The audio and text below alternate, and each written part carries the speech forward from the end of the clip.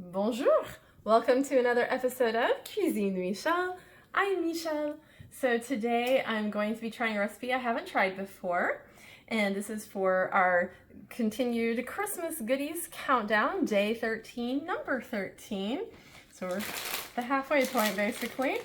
And this is coming from Ghirardelli, whoops, it's upside down, because I'm looking at the recipe. The recipe is the other way up on the back side of here, but I'm going to be using the recipe that's on the back side of this. So it's a Ghirardelli recipe. It's not on their website though. So these are chocolate peppermint bark cookies, obviously because this is peppermint bark mix-ins. So here in the bowl, we're going to start out with a stick of unsalted butter. And to that, I'm going to be adding 1 cup of Ghirardelli 60% cacao bittersweet chips. And what we're going to do is, you want to make sure, of course, this is a microwave safe bowl, but you want to microwave this in increments depending on your microwave. Now this is 30 seconds increments on the thing, but again, that is highly dependent on your microwave. You want to get it to where it's melted and smooth. A lot of times you can heat that up to a point where there's a few chunks still left in there, but the heat is good enough to keep stirring and they will melt. So do not overheat or you will scorch your chocolate. Okay, so I've got those nice and melted, stirred together. The next thing to add in is going to be 3/4 cup of dark brown sugar, and it says lightly packed. I think that is a strange thing to do. Normally we tightly pack brown sugar. I've never had a recipe ask for that, so I just kind of did my best to lightly pack it in there. But it is dark brown. It does specify that. And then to that, I will also be putting in 1/3 cup of regular sugar. So let's mix those together.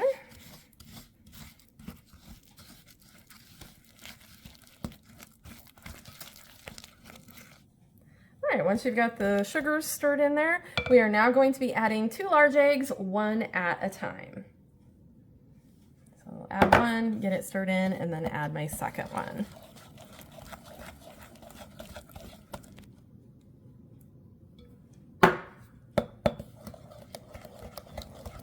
Okay, the next thing to mix in is going to be 1 teaspoon of baking soda and 1 teaspoon of kosher salt.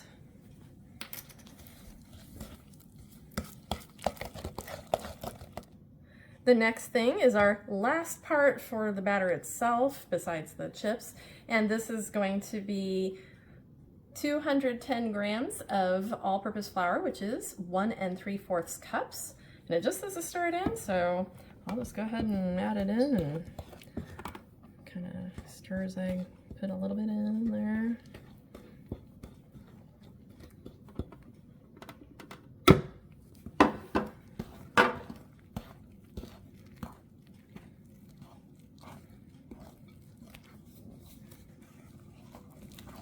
All right, so we are now going to mix in our peppermint bark chips.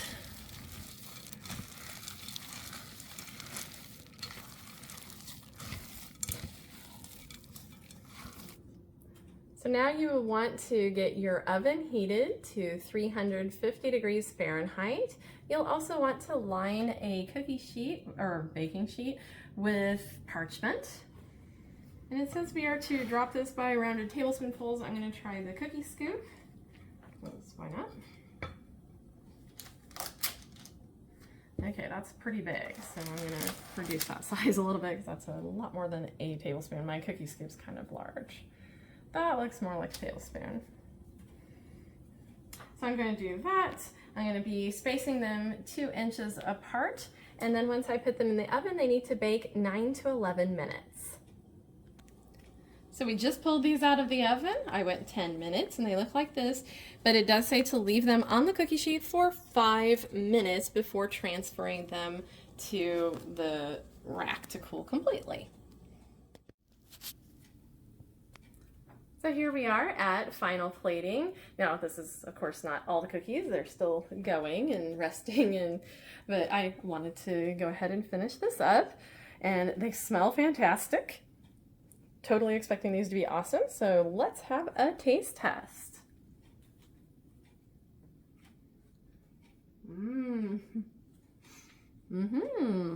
Oh, yeah.